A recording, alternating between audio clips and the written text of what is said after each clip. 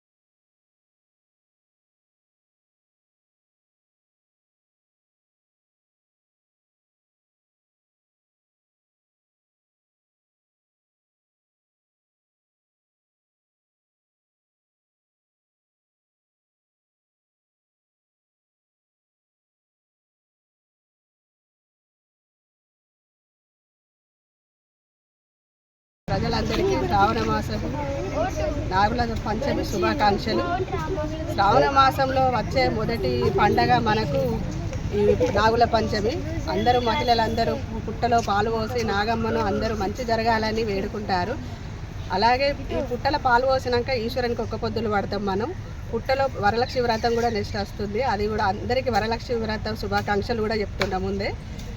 అందరూ పుట్టల పాలు పోసి నాగమ్మను మనకు మంచి జరగాలని, ప్రజలందరికీ మంచి జరగాలని కోరుకుంటున్నాము. పెళ్లి కాని వారికి పెళ్లి అవుతుంది. మన పిల్లలు కాని వారు కూడా పుట్ట పూజ చేస్తే మంచిగా పిల్లలు పుడతారు. అందరికీ మంచి జరగాలని కోరుకుంటూ మరోసారి నాగుల పంచమి శుభాకాంక్షలు. లక్ష్మీపేట మున్సిపాలిటీ ప్రజలందరికీ శ్రావణ మాసం మరియు నాగుల పంచమి శుభాకాంక్షలు.